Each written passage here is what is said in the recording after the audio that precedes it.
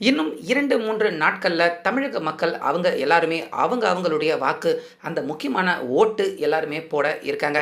So இந்த முக்கியமான பரபரப்பான நேரத்தில விஜய் அவர்கள் அவருடைய இந்த அரசியல் களத்தில முக்கியமான அவருடைய கடைசி அஸ்திரத்த, அவருடைய கடைசி ஆயுதம் அப்படின்னே சொல்லலாம். அப்படிப்பட்ட ஒரு முக்கியமான ஆயுதத்த, அஸ்திரத்த விஜய் அவர்கள் தன்னுடைய கையில எடுத்திருக்காரு. ஸோ விஜய் திடீர்னு இப்படி செய்வார் அப்படின்னு தமிழக மக்களும் எதிர்பார்க்கல. அரசியல் களத்தில் இருக்கிற தலைவர்கள் முக்கியமாக ஸ்டாலின் அவரே சத்தியமாக விஜய் இப்படி செய்வார் அப்படின்னு எதிர்பார்க்கவே இல்லை. இதனால் கம்ப்ளீட்டாக தமிழக அரசியல் களம் மிகப்பெரிய அளவில் மாறி போயிருக்கு. இதனால் ஸ்டாலின் அவருடைய எடுபடிகள், அதாவது 200 ஊபிக்கள், அவங்க எல்லாருமே இப்போ ஸ்டாலின் அவருடைய காலை வாரி விட்டாதாண்டா நம்ம பிழைக்க முடியும் அப்படின்னு எல்லாருமே ஸ்டாலின் அவருக்கு எதிராகவே திரும்ப ஆரம்பிச்சிருக்காங்க. இதனால் கிட்டத்தட்ட ஸ்டாலின் அவர் இந்த எலெக்ஷனுக்காக அவர் ஒதுக்கி வச்ச நிதி, திமுகவை சேர்ந்த பணம் கிட்டத்தட்ட 75,000 கோடி ரூபாய் வரைக்கும் ஸ்டாலின் அவர் போட்டு வச்ச திட்டம் எல்லாமே கடைசியாக மண்ணாக போயிருக்க விஜய் அவர் எடுத்த இந்த சின்ன நடவடிக்கை, சின்ன அதிரடியான அந்த செயலால். ஸோ இதனால் கடைசி நேரத்தில் இப்படி ஆயிடுச்சு, தேர்தல் களமே மாறிடுச்சு அப்படின்னு தலையில் வாயில் அடிச்சுக்கிட்டு தற்போது கதறிக்கிட்டு இருக்கார் ஸ்டாலின். ஸோ அப்படி விஜய் அவர்கள் தேர்தல் களத்தில் அவர் கடைசியாக எடுத்த அவருடைய அந்த அஸ்திரம், ஆயுதம் தான் என்ன? இதனால் 200 ஊபிக்கள், திமுக கொத்தடிமைகள் அவங்களே ஸ்டாலினுக்கு எதிராக இப்போ திரும்புகிற மாதிரியான என்ன விஷயத்தை செஞ்சுருக்காங்க. இதனால் ஸ்டாலின் அவர் பல கோடி ரூபாய் இழந்திருக்காரு. அதுவும் என்ன? ஸோ இது எல்லாத்த பற்றியும் தெளிவாக டீட்டெயிலாக இந்த வீடியோவில் பார்த்துடலாம். அதனால் வீடியோவை ஸ்கிப் பண்ணிடாமல் பாருங்கள். ஸோ தமிழக அரசியலை பொறுத்த வரைக்கும் நாளுக்கு நாள் எடப்பாடி, அதே போல் ஸ்டாலின் 2 பேருமே பறந்து நிறையா இடத்துல பிரச்சாரம் பண்ணிகிட்டு இருக்காங்க. ஸோ அவங்க பிரச்சாரம் பண்ணுற அந்த அளவுக்கு எடுத்து பார்த்துக்கிட்டோம்னா விஜய் அவர் பிரச்சாரம் பண்ணுற அந்த அளவு என்னமோ கம்மியாக இருக்குது அப்படிங்கிறத ஒத்துக்கிட்டு தான் ஆகணும். ஆனால் கடந்த 2 தினத்துக்கு முன்னாடி விஜய் அவர் செஞ்ச செயல் தான் இப்போ மிகப்பெரிய அதிர்ச்சியை கொடுத்துருக்கு திமுகவுக்கு. அது என்ன அப்படின்னு பார்த்தீங்கன்னா, திருச்சிக்கு பிரச்சாரத்துக்கு போயிருந்த விஜய் அவர்கள் பிரச்சாரத்தை மட்டும் பண்ணாமல் அங்கே இருந்த தேவாலயத்தில் முட்டி போட்டு விஜய் அவர்கள் நடந்து போய் ஒரு சிறப்பு பிரார்த்தனை, முக்கியமான பிரார்த்தனையை விஜய் அவர்கள் அங்கே இருக்கிற தேவாலயத்தில் அவர் பிரார்த்தனையை முன் வச்சிருப்பார், ஒரு வேண்டுகோளை முன் வச்சிருப்பார். ஸோ அந்த வீடியோ கூட பயங்கரமாக வைரல் ஆகியிருந்தது. நம்ம எல்லாருமே கூட அதை பார்த்துருந்தோம். ஸோ விஜய் அவர்கள் தேவாலயத்துக்கு போய் இப்படி முட்டி போட்டுக்கிட்டு ஒரு விஐபி, கிறிஸ்துவராக இருக்கிற ஒரு விஐபி இந்த மாதிரியான ஒரு வேண்டுகோள், இந்த மாதிரியான ஒரு செயலில் நம்மள பல பேர் பார்த்தீங்கன்னா இது வரைக்கும் பார்த்துருக்க மாட்டோம். கிறிஸ்துவர்கள் இந்த மாதிரி முட்டி போட்டுக்கிட்டு போய், அதுவும் ஒரு விஐபியான நபர் இந்த மாதிரி செய்து நம்மள பல பேர் பார்த்துருக்க மாட்டோம் அப்படிங்கிறது தான் நிதர்சனமான உண்மை. ஆனால் விஜய் மாதிரியான ஒரு மிகப்பெரிய விஐபி இந்த விஷயத்தை செஞ்சது தான் இப்போ திமுக அவங்களுக்கு எதிராக அப்படியே திரும்பியிருக்கு.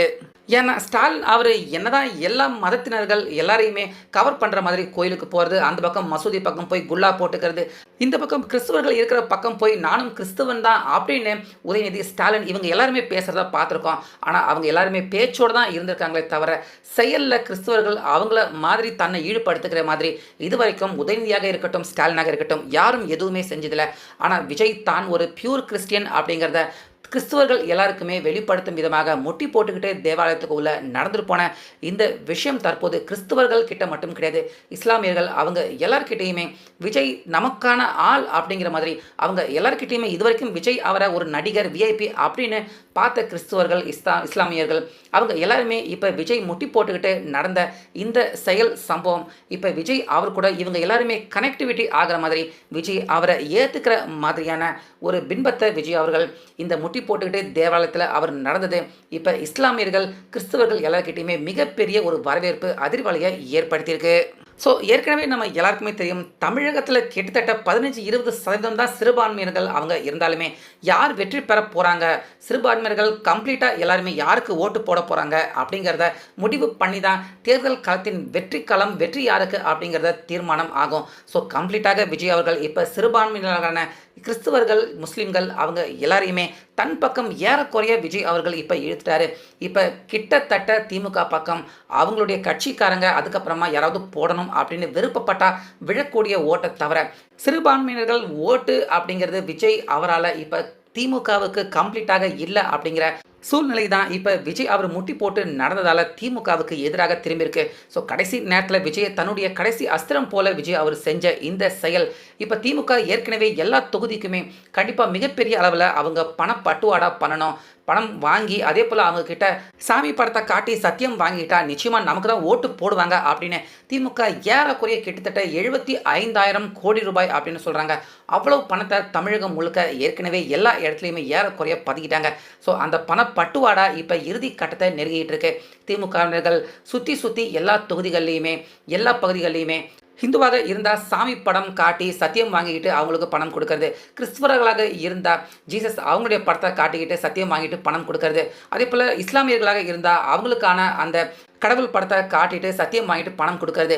ஸோ இப்படிப்பட்ட பணப்பட்டுவாடாவை கடந்த சில நாட்களாக செஞ்சுக்கிட்டு இருந்த திமுக இப்போ திடீர்னு பார்த்தீங்கன்னா இந்த எலெக்ஷனில் சத்தியமாக திமுக ஜெயிக்க போகிறதில்ல அப்படிங்கிற முடிவுக்கு வந்திருக்காங்க. விஜய் அவர் இறங்கி அடித்த இந்த அடியால் நிச்சயமாக திமுக ஜெயிக்க போகிறதில்ல, நம்ம எதுக்குடா தேவையில்லாமல் பணத்தை பட்டுவாடா பண்ணணும் அப்படின்னு ஸ்டாலினுக்கு கீழே அவருக்கு விசுவாசமாக இத்தனை நாட்களாக இருந்த அந்த 200 ரூபாயை மட்டும் வாங்கி வேலை பண்ணிகிட்டு இருந்த அந்த 200 ஊபிக்கள் அவங்க எல்லாருமே 5 வருஷமாக திமுக அவங்க அடிக்காத கொள்ளையில், ஆனால் நம்ம பாக்கெட்டுக்கு அப்படின்னு 10 பைசா காசு நமக்கு சேர்ந்துச்சா அடுத்த 5 வருஷத்துக்கும் திமுக சத்தியமாக வரப்போகிறதில்ல. அதனால் இப்போ நம்ம கையில் இருக்கிற இந்த பணத்தை அப்படியே நம்ம வச்சுக்கலாம். எதுக்காக தேவையில்லாமல் வாக்காளர்களுக்கு பணம் கொடுத்து அந்த நம்ம கையில் இருக்கிற பணத்தை நம்ம ஏன் இழக்கணும் அப்படின்னு இப்போ கிட்டத்தட்ட திமுக கீழே அடிமட்டத்தில் பணத்தை பட்டுவாடா பண்ணுற அந்த அடிமட்ட தொண்டன் அந்த 200 ஊபிக்கள் அவங்க எல்லாருமே பணத்தை பட்டுவாடா பண்ணாமல் அவங்க எல்லாருமே அவங்க கைக்கு வந்த பணம் எல்லாத்தையுமே அவங்க வச்சுக்கிட்டு அப்படியே நம்ம செட்டில் ஆகிற வேலையை பார்ப்போம். நிச்சயமாக திமுக ஜெயிக்காது. அதனால் அடுத்த 5 வருஷத்துக்கு நம்ம நிலைமை திண்டாட்டம் தான், பிச்சை எடுக்க வேண்டிய நிலைமை தான் ஏற்படும். அதனால் திமுக தலைமை ஸ்டாலின் அவர் கொடுத்த பணத்தை யாருக்கும் தர வேண்டாம், நம்மளே வச்சுக்குவோம் அப்படின்னு கிட்டத்தட்ட 75,000 கோடி ரூபாய் வரைக்கும் தமிழ்நாடு முழுக்க ஸ்டாலின் அவங்களுடைய குடும்ப பணம் அனுப்பி வைக்கப்பட்டிருக்கு.